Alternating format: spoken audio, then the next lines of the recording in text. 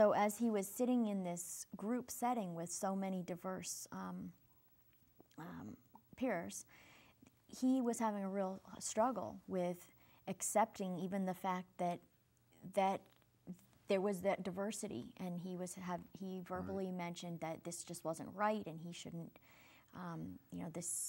everyone's not created equal, kind of a thing.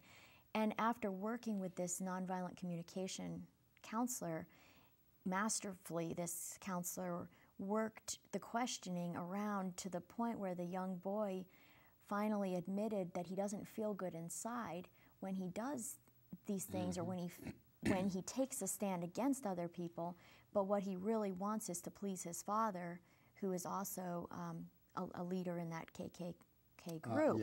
And so then through that process, they realized that this boy was just trying to meet a need that he had to be closer to his father, to please his father.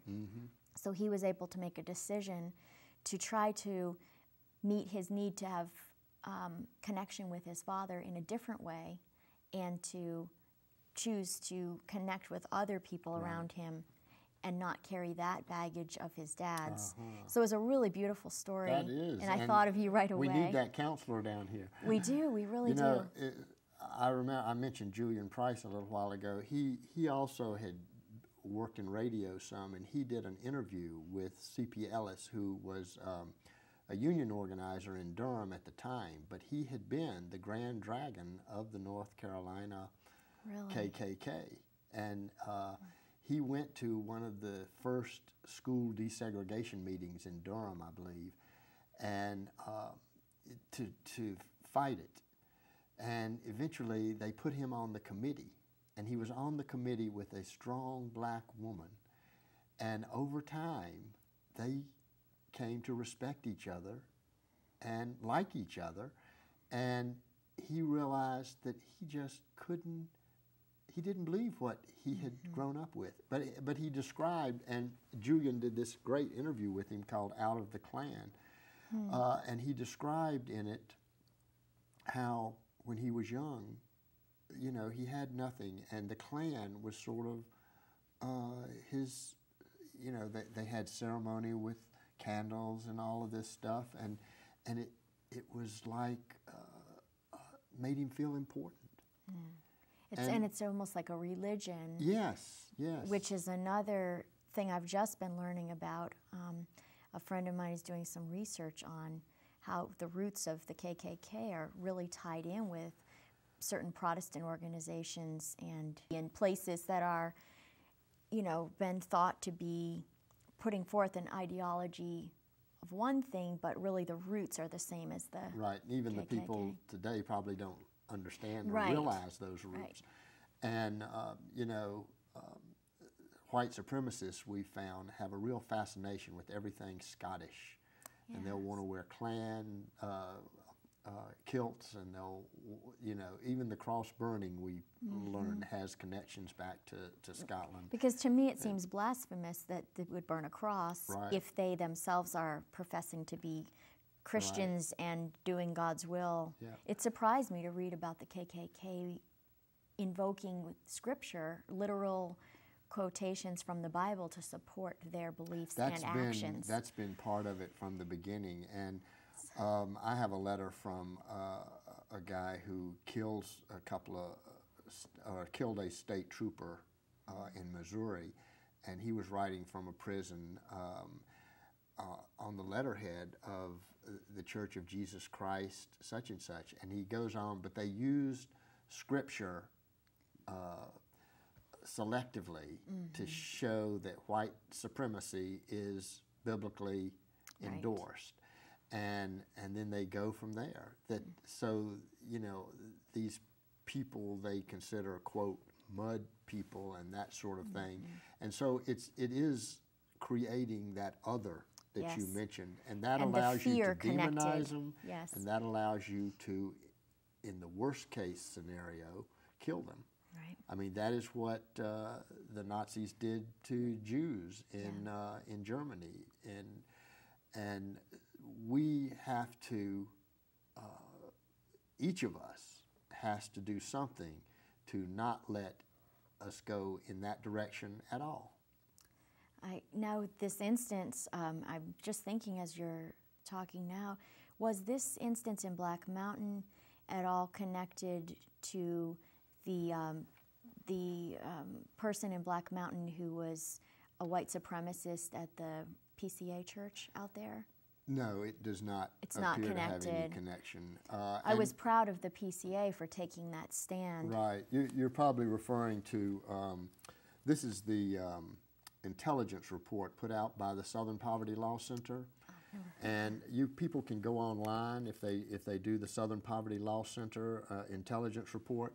And this is the story that they did about that incident. And I think the really instructive thing is how they have a sidebar about the denomination, that this was a way for the denomination to establish that they are not racist and they reject that sort of thing. And I think it was a wonderful stand. It was a wonderful stand. Very courageous ministers involved in that situation. And I think it's been a great strengthening thing for the whole denomination, because there were some,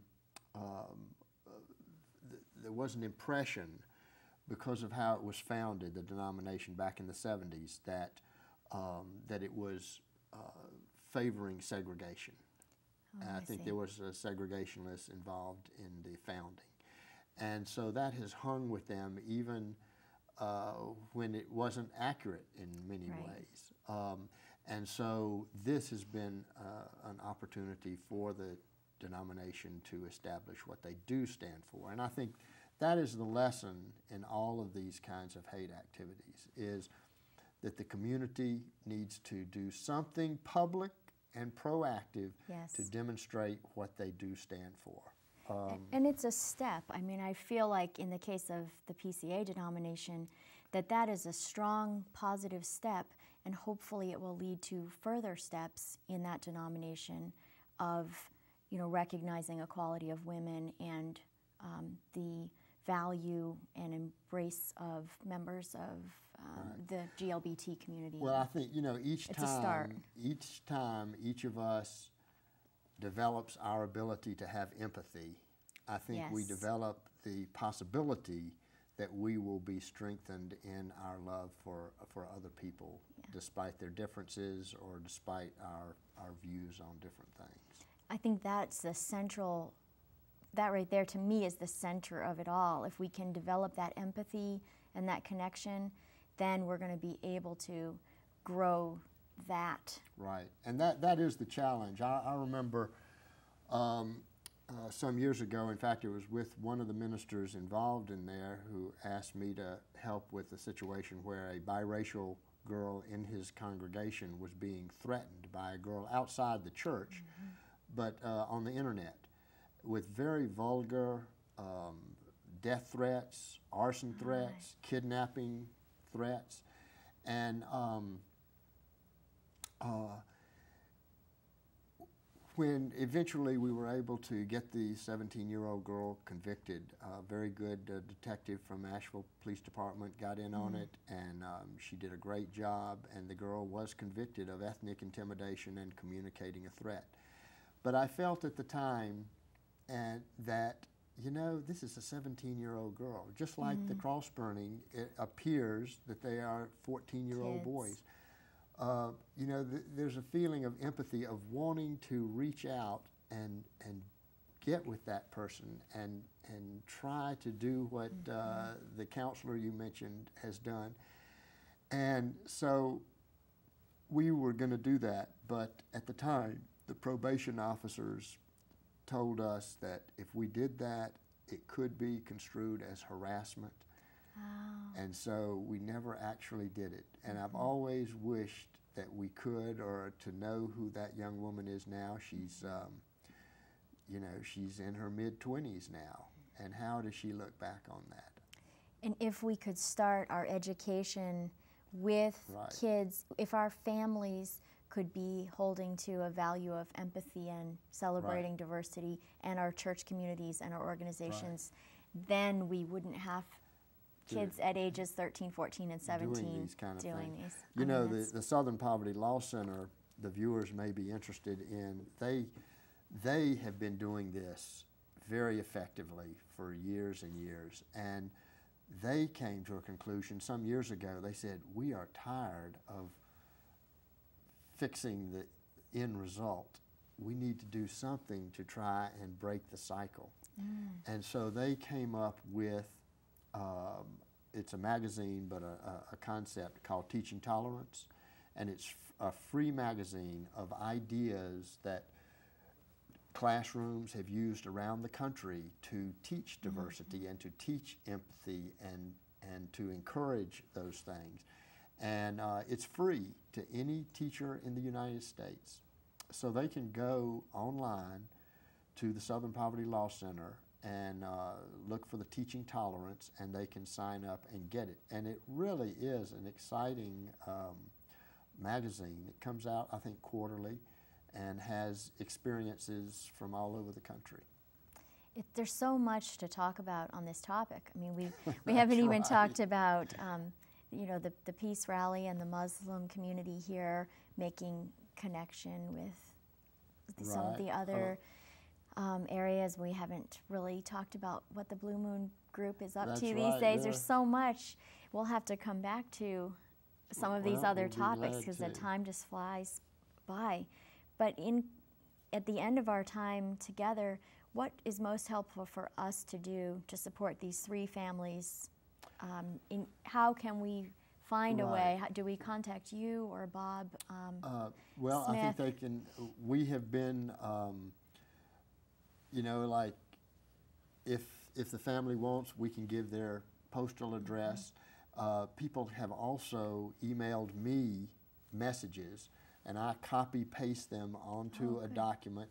I know the first time I took 11 pages of messages out to the Hodge family, and we've got some we've taken out to the Wilson family and others. So certainly people could email me if they want to get in touch with you. I'm not sure what's the easiest way. You can forward it to me, and we can get that message. And each one of those messages really is a little brick in a strong wall of affirmation about what we do stand for. I love that your reminder at the beginning of this show that our community is a community that will not tolerate this kind of behavior. You know, there's just no question in my mind. There are more good people out there than bad people. And we're not defined by these few. But we do need to take advantage of the strength we have in our desire for a positive community, and we can do that. There are many examples of it, and this is an opportunity for us to do that. One thing at this conference, I'm not sure how much time we have, but the presenters, one of them were from the FBI's Community Resources Services. They go to communities where there have been hate crimes and help the community come together and deal with it. They gave a full presentation of their time in Jasper, Texas, back in 1997 or 98 with the horrible murder of James Byrd Jr., who was dragged behind a truck by these three guys. And they spent their services, the CRS they call it, they spent 2 years there working with the community. And you know, it wasn't a community that was flat out racist. Jasper, Texas even had a black mayor at the time. Wow. But still, when something that horrific happens, you ask, what can we do to change things? Yeah. And that is what I think we want to look toward, finding something that will make us even a stronger community, where something like what has happened will be less likely to happen. It's that change that it's time for us to be the change and see the change. Right. Thank you, Monroe, so much for coming today well, thank you. to share with us.